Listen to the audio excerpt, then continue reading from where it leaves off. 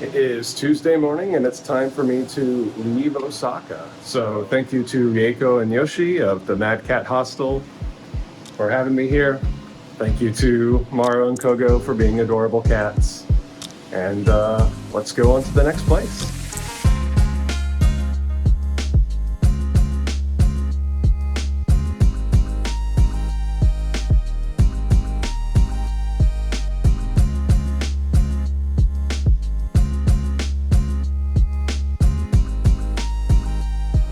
So, I got into Kyoto.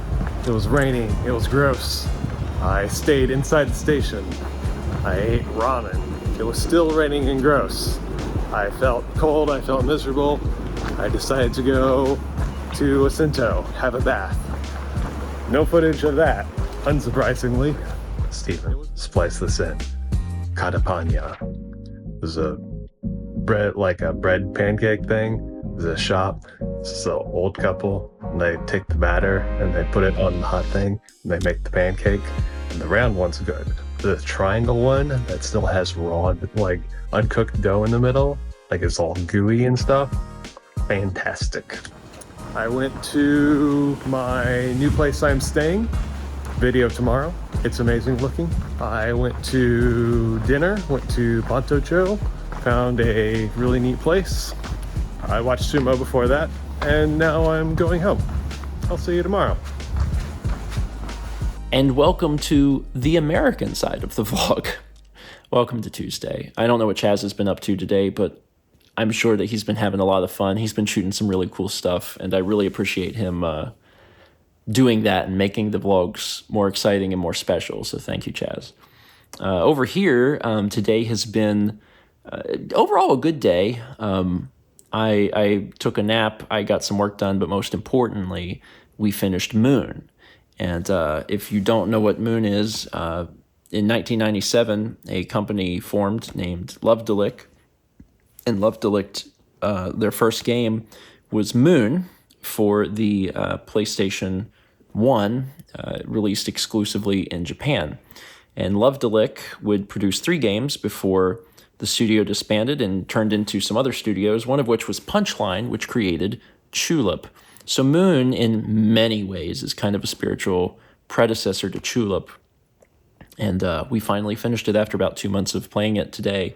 And it's something really special. Anyone who watched Tulip will love Moon, just intrinsically, because it's so similar. And I had a lot of fun playing it. But I'm not going to spend today talking about Moon at length, other than it's coming to Steven Plays. Watch it if you're excited about it, or if you want to watch it now, it's on the VOD channel. Instead, I'm going to talk about something else related to my health, because I think I figured out why I'm still dizzy. I think I finally made that connection. Recently, I went to the ENT a few days ago, and the ENT was like, you don't have an ear infection. It's a little inflamed in there. I'll give you a steroid, but people can get dizzy from COVID, so I would say that you'll probably be fine in a week. And that's what I was told. And I was like, okay, but now we're getting closer to that week mark, and I don't feel any different. And there was an event that happened today that finally tipped me off onto what I think is actually going on and what I think the real problem is. So ever since I first got this, and at this point it's been like a month ago, a little over a month ago, from the first day, I had some dizziness. And that's been a little rough, but it hasn't like completely made everything in my life super difficult. I've described it as a very, very low level dizziness, to the point where I'm like, is it even happening?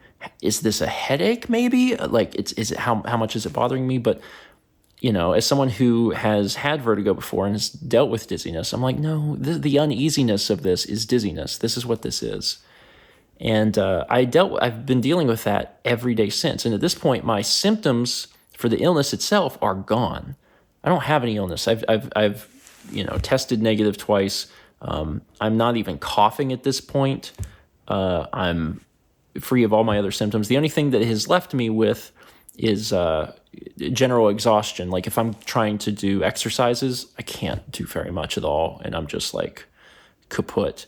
And it's left me with this dizziness, and it's also left me with something else. My heart rate has been high since I first got sick, and my resting heart rate, if I'm just chilling, is like 55 beats per minute. That's the way it's always been. I've had a pretty low heart rate.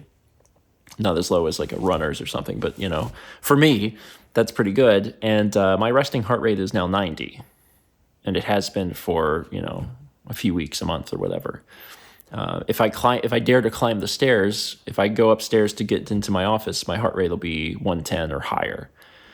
So this has definitely affected my heart rate. And one thing that I have felt that it was probably affecting was my blood pressure. And the reason I say that is because there would be times I was sitting on the couch when I was sick, and it felt like my heart was going to pound out of my chest. I mean, just really like boom, boom. Like it was a lot. And that's unusual for me. I am someone that has always had normal blood pressure. In fact, my blood pressure is probably a little lower than what would be considered normal, because over the years, if I didn't get a nurse that said, "Oh, your blood pressure is really good," they would say, "Are you feeling okay?" Or "Are you alive?" Because my blood pressure might be really low. And I always felt fine, but that just kind of paints a picture of how low my blood pressure has been. Anyway, so I've had like pretty normal blood pressure. And the other day on the vlog, I theorized.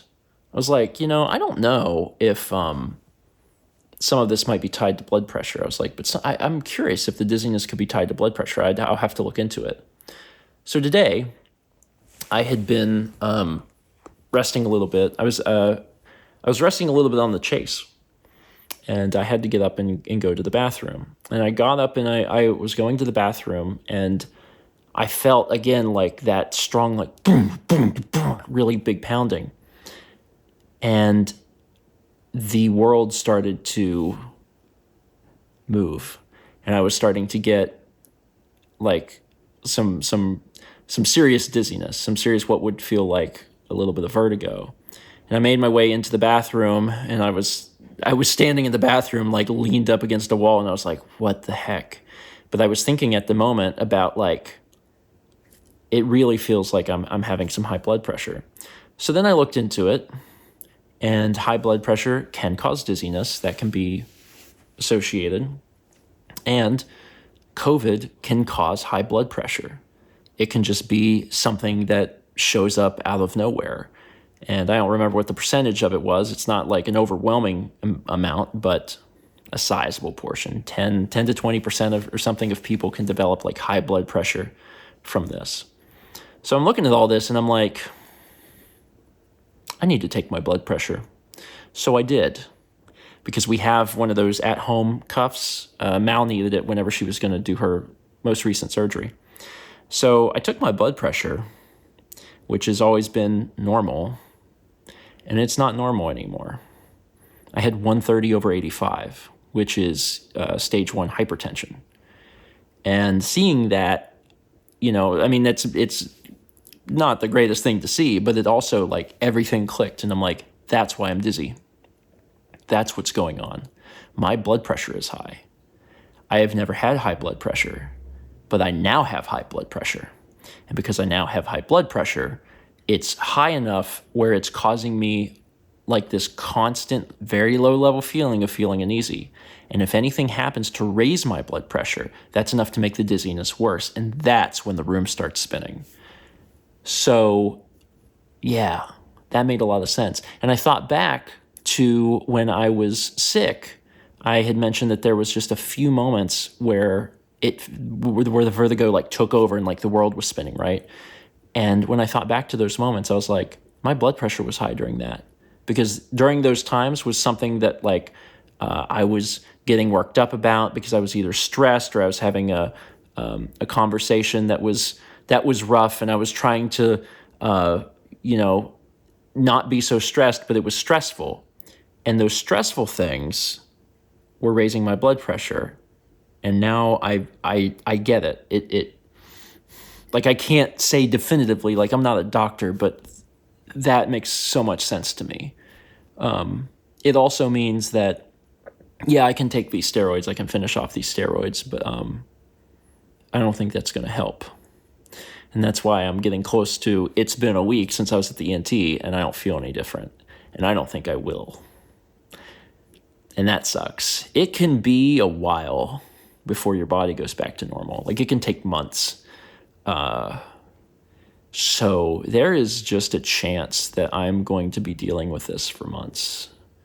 And that isn't great. The good news is, thankfully, this is very low level for me. Like, I've been living with it, I've been dealing with it, but it does mean that more than ever, I really need to, for one, try not to let myself get worked up, like over work or stress or anything, because if I do, that'll make the dizziness worse. And I'm going to have to try and really relax. I'm going to have to do my absolute best to relax, because if I don't, it's going to be bad. And I'm just going to have to ride this out for who knows how long until I can get back to normal. Yeah. I can always talk to my doctor about, like, blood pressure medication, but I don't know what her opinion on that is going to be, but I can talk to her and see. My hope is that this is not a permanent change in my physiology. I guess I don't know. But yeah, that makes so much sense now. I feel like I cracked a case. I feel like I solved a great mystery.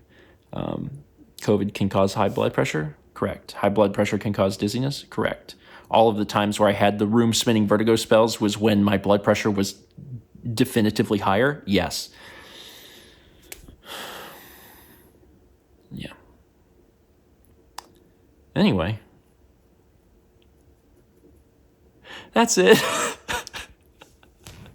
That's it. It's. Don't get me wrong, it sucks, but, like, there's nothing I can do.